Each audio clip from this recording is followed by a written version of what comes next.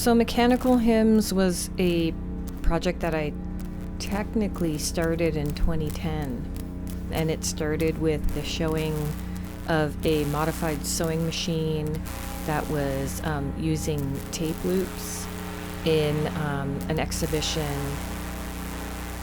that was curated by Brady Cranfield at Surrey Art Gallery.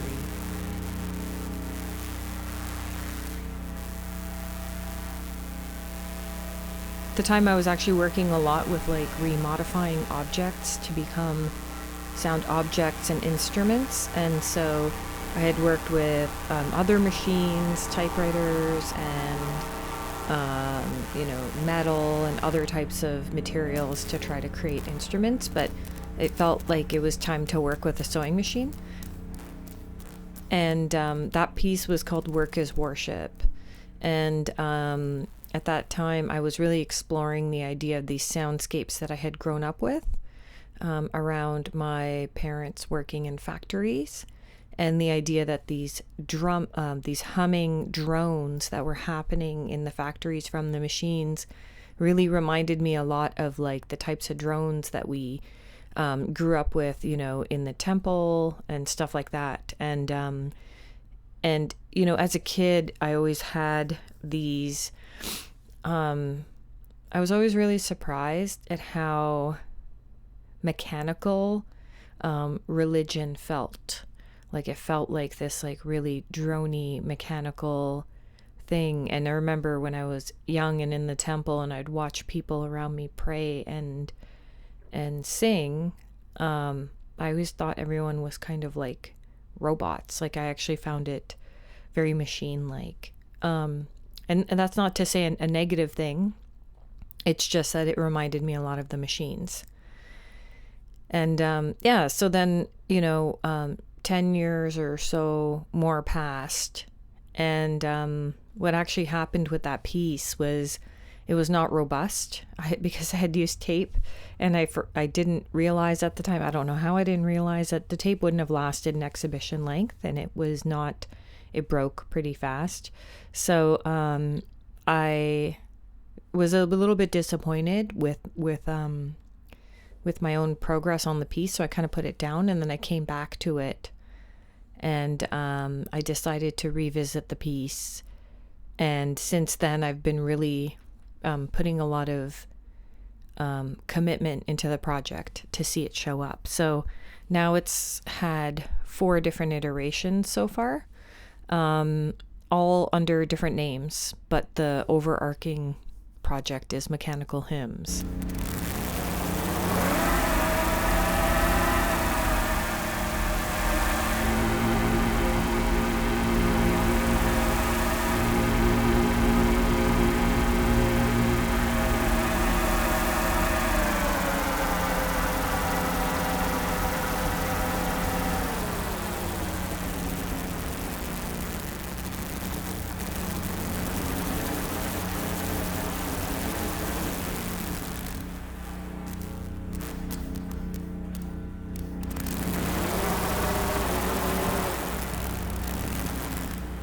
Yeah, I mean, so I did revisit the tape loops when I did the next iteration of it, and the tape loops were actually quite a bit longer. I decided to go, because it broke so fast. So at first, like the first piece that I built, the tape loop was like, the tape kind of sat above the machine, and then the tape went underneath the needle. And as it went underneath the needle, you can imagine the length was only about like whatever it was. And I decided that if I'm going to reuse tape loops again, I'm going to actually push to see how far I can get them. So I made really, really long tape loops, which I think is in some of the photos that I had sent you, where they were going from the ceiling, from the lighting grid down to the machine, and all the way to one of the walls back to the machine. And I was using the motors of the machine to kind of like move the loops around. And we ran it for quite a while, and it actually survived. So it was kind of cool. And I guess that for me, like the considerations for it in an installation setting, I mean, robustness really matters. which I actually am even questioning because of like things like disintegration loops. Like you can imagine an installation where tape is degrading over time and it's part of the piece, and I think it could be part of this piece to do that. But I do think that if the tape just breaks completely, that's difficult. And for an installation setting, like asking gallery staff to like replace a tape loop, like anyone who's worked with tape loops knows what a pain it is. It's not the easiest thing in the world to replace. So I was kind of thinking about that. And because they're such long loops now, it's not like just like a little tape loop cassette. It's like the full on, all the tape as well. And so that's a big difference. And so turning that into an installation means thinking about how it's going to last. And then I think it's also thinking about how like, how a user who's not familiar with, playing music and stuff like that is going to respond to it. So for example, like, we have experience playing with sounds. I'm a musician, and a lot of people that I have in my communities, in my worlds, we all are very, very used to like things like this. And so for outside folks, any visitor being able to sit behind it and being able to perform it is important to me. And it's actually like one of the kind of principles of like instrument design that you think about, which is whenever you build an instrument, you need to think about level of virtuosity required to perform the instrument. So if I build something that's going to require a lot of like, I don't know, skill, then I have to think about who's going to engage with it and interact with it. And I wanted something that anyone could use because the concept itself is based in like working class culture that I grew up in. And so the idea was like virtuosic application of skill seemed to me not appropriate. Whereas when I perform things and play my own instruments, or build instruments just for me to play, I tend to prefer things that require bowing skill. So I build, instruments out of like sheet metal and stuff like that and other materials, and bowing is maybe my favorite movement as a musician, as a sound artist. And I actually have witnessed that for people who aren't used to bowing things, it's actually quite difficult, and it becomes discouraging, and they'll tend to step away from it. So so I've been thinking about that a lot, which is like when are things bowed? When is there an option to bow or do something else? And in the case of this piece, it was really all I wanted was to be able to have someone hold something, right? In this case, the electromagnetic microphone I built, which the size even was intended to fit in your palm. It was not meant to be delicate, and it's something that you can move around and hold. And I guess also that's another thing. One thing I really love about like sound and noise is that as a player, I'm used to touching things and feeling a response. Like I feel like there's a really physical aspect of sound and music. And I think that what I liked about the electromagnetic microphone and stuff like especially being in the palm of your hand, like the size, if you recall, it's like hockey puck size, right? And what I liked about it was that as you approach something, you can feel like the power of the electricity and the sound in your hand. And, even the hand position makes you feel like you are fully commanding the sound. And I think that's really exciting for a visitor to feel like they're commanding the sound, because then they really do feel like they're playing. They really do feel like this is an instrument.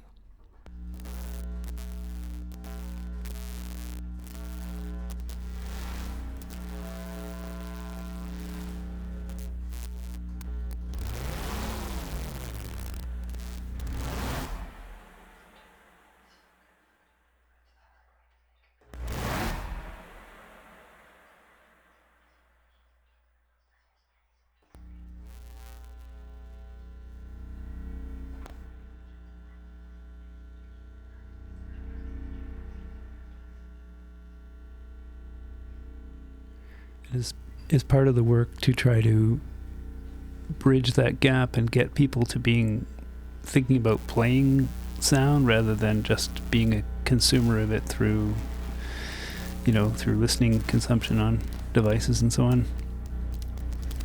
Yeah, I think that's really important to me. I think I really strongly believe that there are not artists and then audiences. I actually think everyone who witnesses something, like I think all humans have in them, well, we know all humans have in us the ability to make art. And we all have the ability to make music and to make sound. We're all creative. And so whenever we go anywhere and we witness anything, like I feel it. I have so many opportunities to make music and art. I have my own studio. I have my own instruments. And even when I go witness something, the most impactful feeling I have is like, oh, I want to go do that. Like that's the feeling I get when I watch something. And I've actually had these like really awkward moments where I'll watch someone perform and I'm like, I just want to go up there. I just want to join them right now. And it would be totally inappropriate, but it's like that feeling. And so I feel like, yeah, it's cool to watch someone do something, but it's even better to like go in and make it and participate. So I think the participatory nature of art is important to me. Not from like this like totally not from like so much like a community art lens, but more so from like an individual right to make art. Like each and every one of us has the right to participate. And I think that's interesting to me. So it's a little bit less of like, forcing people to participate and more so like giving them the space to participate. And so the piece is built, as you know, with the idea that you could come in and you can listen to a version of it. You can listen to someone else engage with it and you can enjoy it. But you can also create sound with it. And what is prior to it being set up here in South River, what were some of the responses you've had from audiences with your installations versus your performances in that, and that what that level of autonomy and physical participation, what that brings out in people's responses? Yeah, that's an interesting question. So I think that when we get people participating, they're often surprised. Like they're often like, oh, I didn't know that like I could make this sound.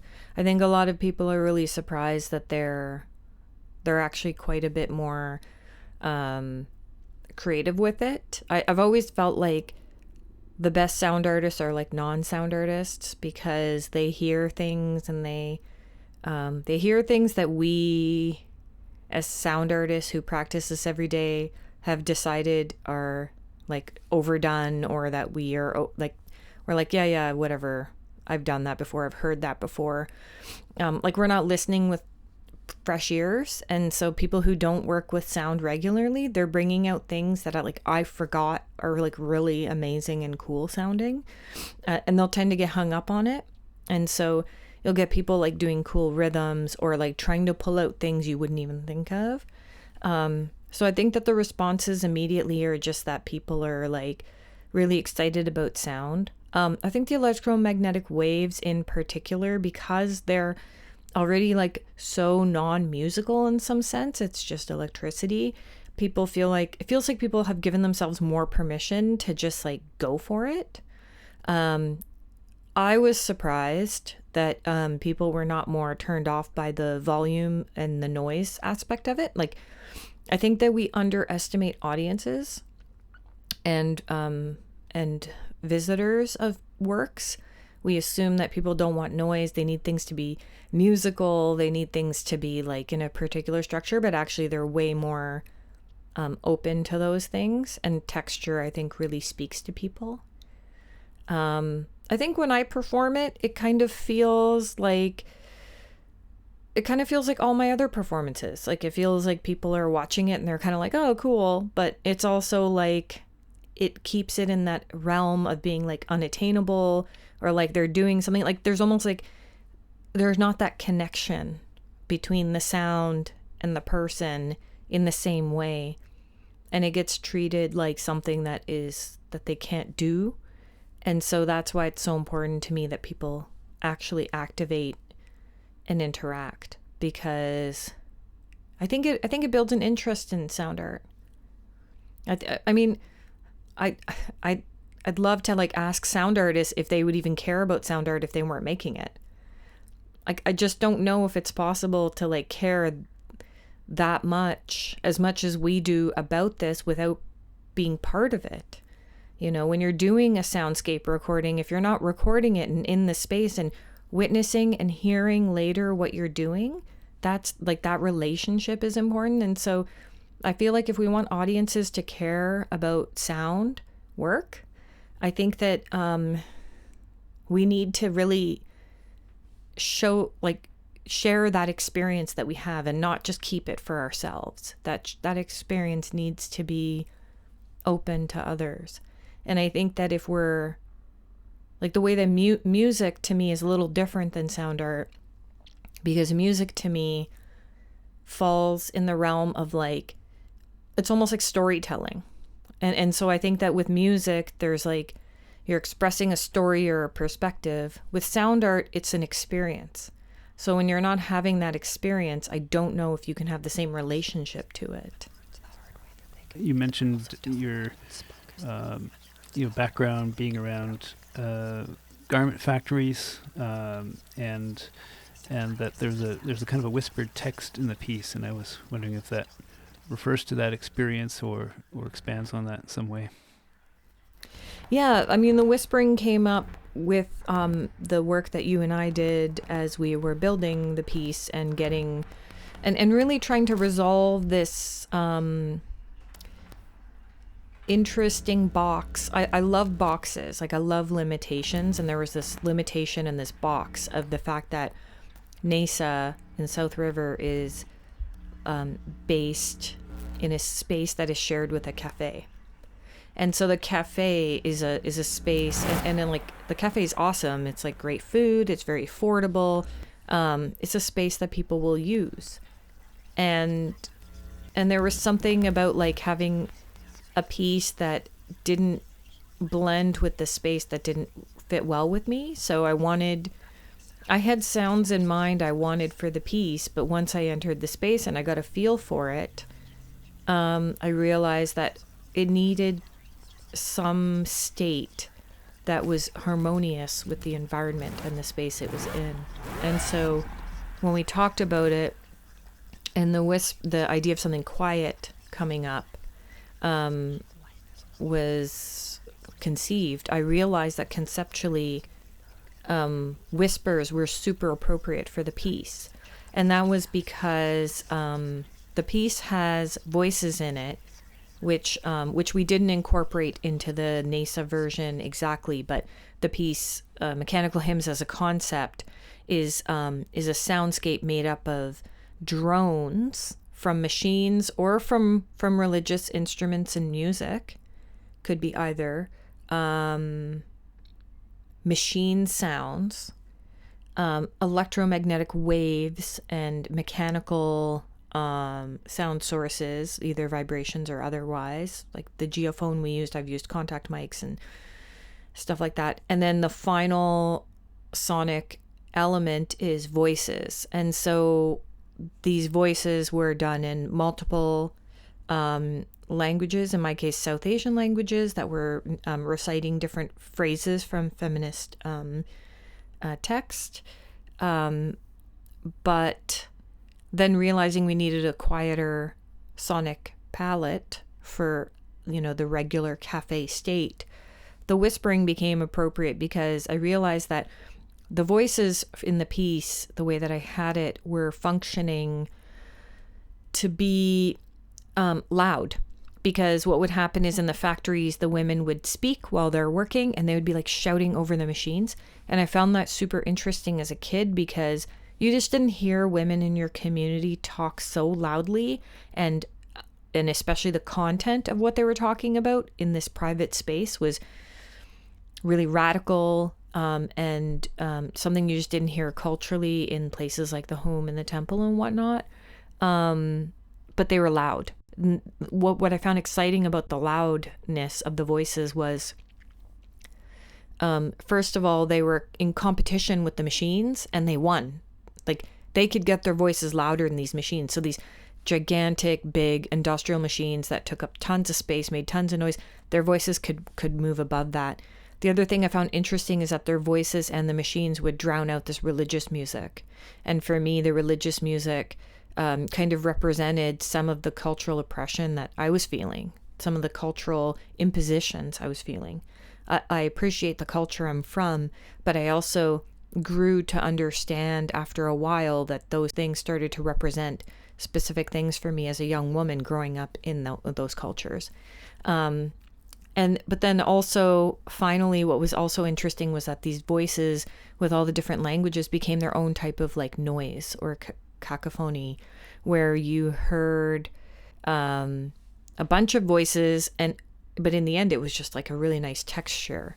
So the soundscape for me was exciting. But the whisper, I realized, was a different soundscape that I had not considered in the piece before of this install in NAISA, which was the soundscape outside of the factory. So I was so focused on the soundscape that happened in these environments that I didn't reflect on what happened when you leave those environments. And so when you leave those environments, the voices of women get quieter in public space, in the homes, and in other spaces. The voices of these women, which were these women meaning like my mother and people from that community. And I recognized eventually that they would always be like whispering to each other. And anything they were saying that was like against the culture or that like challenged the sexism or the experiences we had, they were always said in these like whisper voices, and they were kind of spoken, quietly in the kitchen. I remember even just like when we'd have guests over and I would be trying to talk and my mother would like whisper to me and I'd be expected to whisper back. And so the whispers became really interesting. And with the electromagnetic sound element of the work, I realized also that those electromagnetic waves, especially when we were first getting them quietly, they're actually kind of like whispers themselves. So the whispers of the machines are in the forms of electromagnetic waves. And when we amplify them, when we add them to the machine running, they get louder. So the louder, as you know, the louder you run the machine, the louder those sounds get. But at the beginning, they can really be whispers. So these whisperings of the electricity and the movement and the voices for me became a really important element of the piece. And I just really enjoyed experiencing the piece that way and hearing that. Because that was a later edition and I'm not very fluent in the languages myself, I did all of that recording myself and I did it all in English. But because of the way that they're designed, the sound design of them still keeps them undecipherable. So it still allows for that sense of that like textural palette that I was looking for. But I guess if you go closely up to one of the speakers, you can probably make out what I'm saying. Another element is that the speakers themselves were built out of textile. I wanted what I'm calling textile speakers. All it is transducers added to hardened textile objects.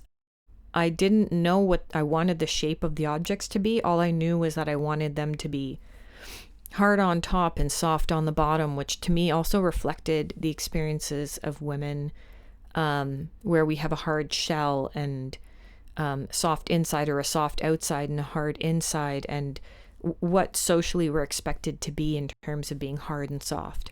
And so these textile things, as we hung them, we started to recognize just in that NAISA installation that they started to look like disembodied figures, which was not intentional at first. Maybe it was subconsciously intentional because that shape it did matter to me, but having the whispers come out of those figures was really important as well.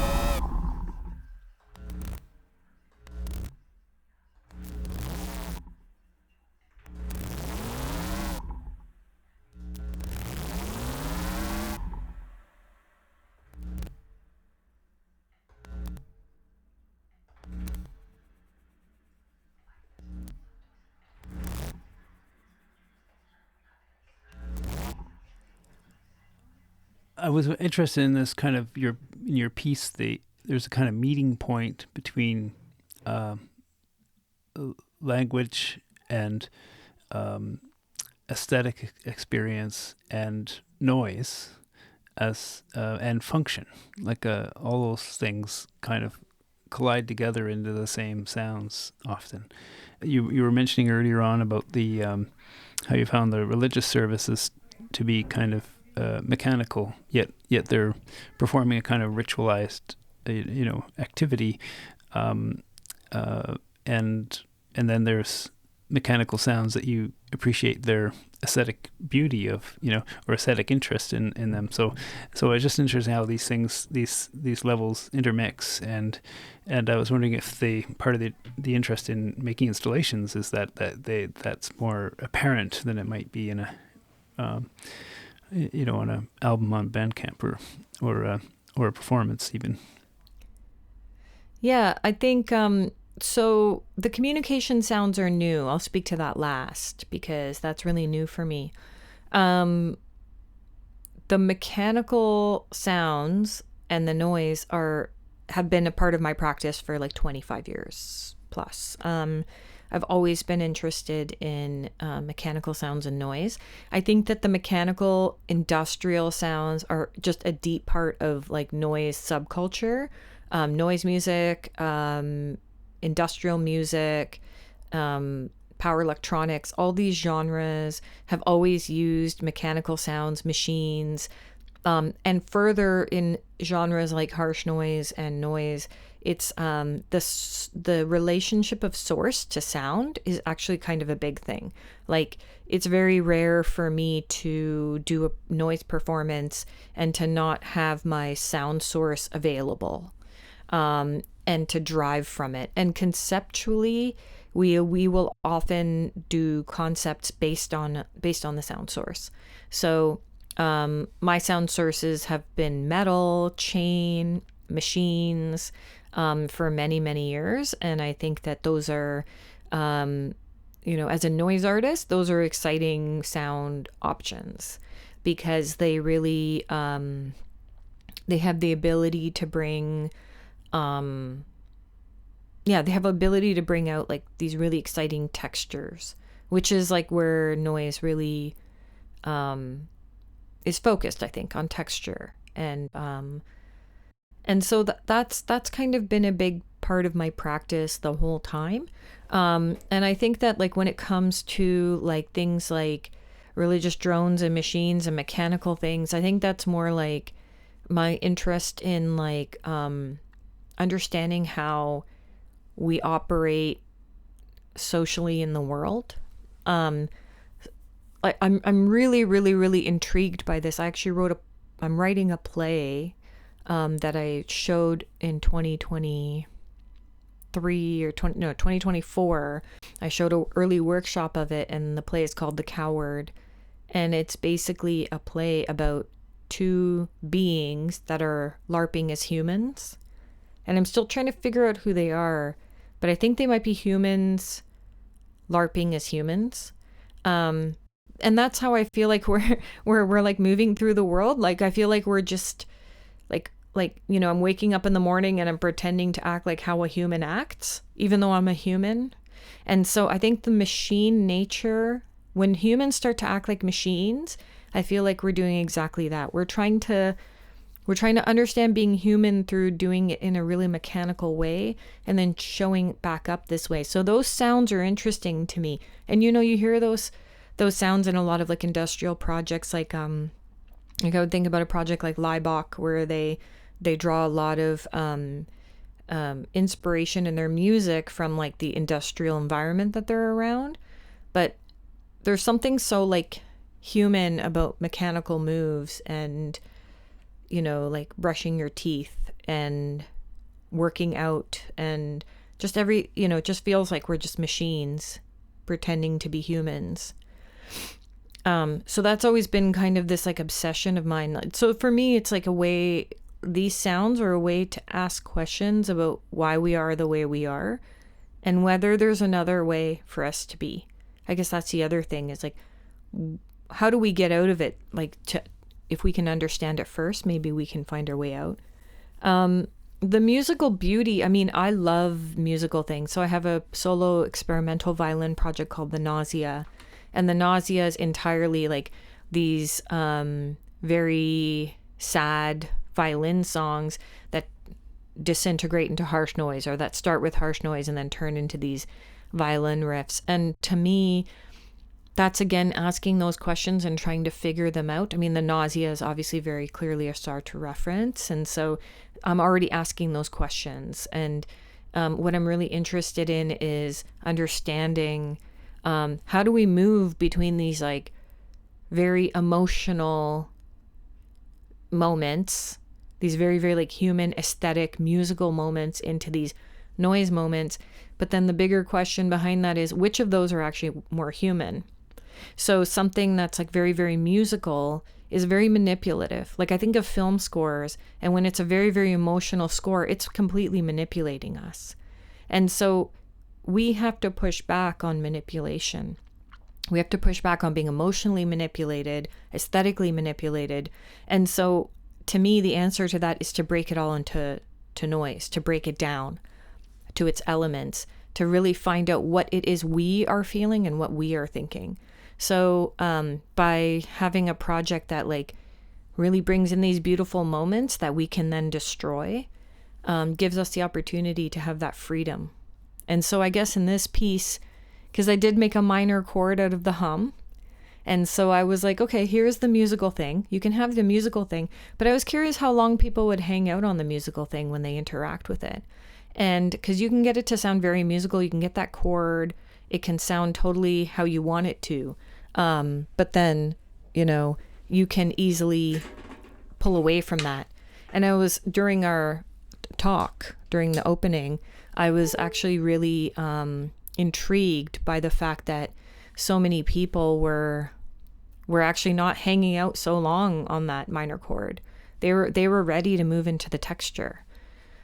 And so I guess that the installation provides the opportunity for me to do a little bit of research and data collection and investigation into who we are. Because, sometimes it feels a bit lonely to have some of these thoughts. And like I've had people tell me, oh, you think too much or whatever. And it's a bit lonely. And so the thing about an installation is that I can, like, without having to talk about it, witness people going through those experiences in their own way. So I guess that's also why at the opening I was kind of like, oh, everyone should just kind of play a set. And it was because I kind of wanted to see everyone like use the instrument and give their interpretation, because I was curious where they'd land, what kind of sounds they gravitated towards. Again, we assume people want things to be musical. We assume people want narrative. We assume people want things like that. The reality is that people have their own imagination and their own creativity. They can create their own narrative out of anything, and they can create their own sense of beauty out of what they need from the sounds they get. And the communication and the voices sounds are new to me. So I've been, as a sound person, I'm very afraid of words, like horrified. I hate words. And in fact, until I started writing that play in 2024, which is through Vancouver Asian Canadian Theatre, it was like they accepted me into this writing program, and I'm not a writer. And it was really intimidating. I actually hated writing before that. I would not want to put things into words. I express myself more comfortably with sound and with music. I can like tell a story through a violin piece, and I could not type it down. But as I've been working with text, I've been more comfortable with approaching writing. It was easier with these voices for them to be South Asian languages I didn't understand, because then I could still use them as sound objects and I didn't have to face the text. But even in this piece, doing the whispers in English, I had to confront that, and it was not easy, but I think a really important experience. So communication, voices, and sounds are becoming part of my practice. I also have more voice and vocals in my music projects right now than I've ever had. And a lot of like text that's coming through that I'm writing or that I'm finding. So yeah, and I also think that with Material Transmissions, it being part of the Deep Wireless Festival, I really wanted to honor this idea of transmission art being a core part of the festival. And so I took the opportunity to really like deeply consider transmission art. So I listened and I researched the area of work quite a bit. And one thing that I noticed that I really liked was a recurring theme was like these voices that would come in and out because of like so much radio art being part of it in transmission art. And so I think that the whispers for me also kind of met some, I guess, quote unquote genre tendencies for transmission art. And so I like that the voices come in and out. I think there's something very interesting about it. And just learning about electromagnetic waves and how some people who research using those sounds are really interested in how we can connect to other realms potentially through it. And there's some like spiritual sides of it that are really interesting. To me, voices are part of that. It's like, yeah. And I think machines have voices. Like I feel there's something in them. And when I build instruments, I really prefer found objects, because I do feel found items have their own voice they bring. Something new just doesn't have that, but the found objects, they have a story, and it comes out, so that the voices are also coming out through the machines.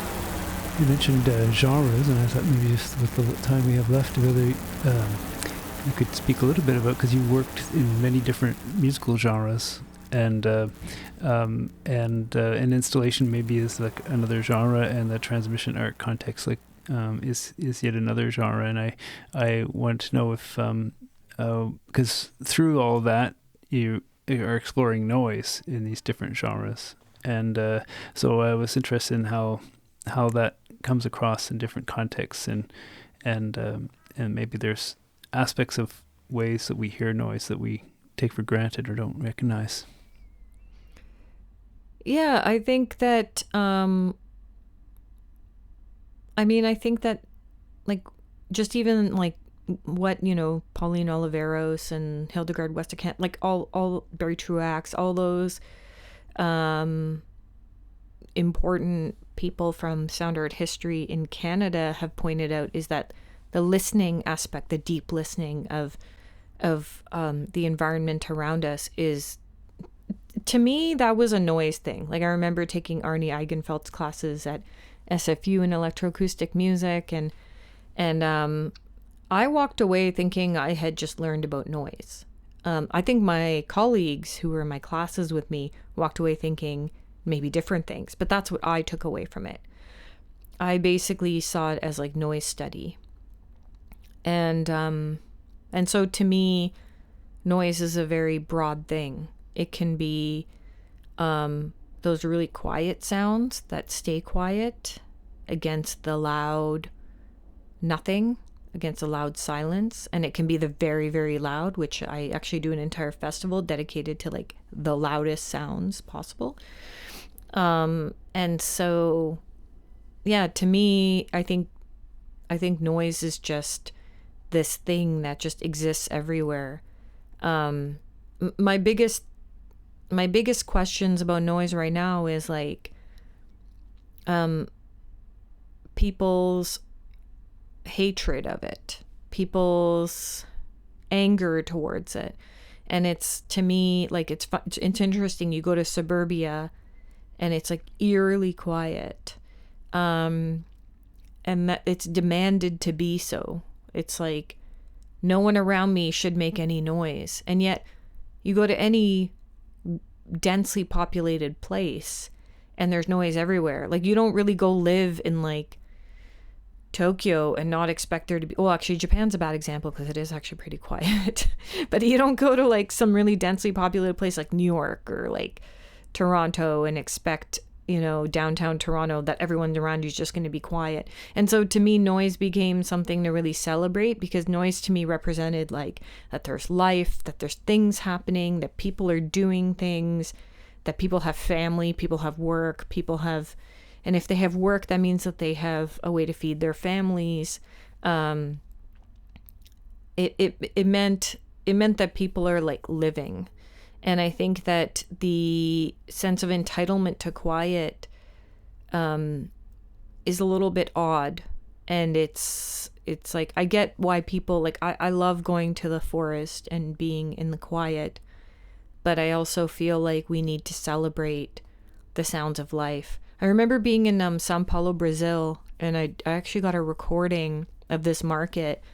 It was so loud, and it was just a normal day.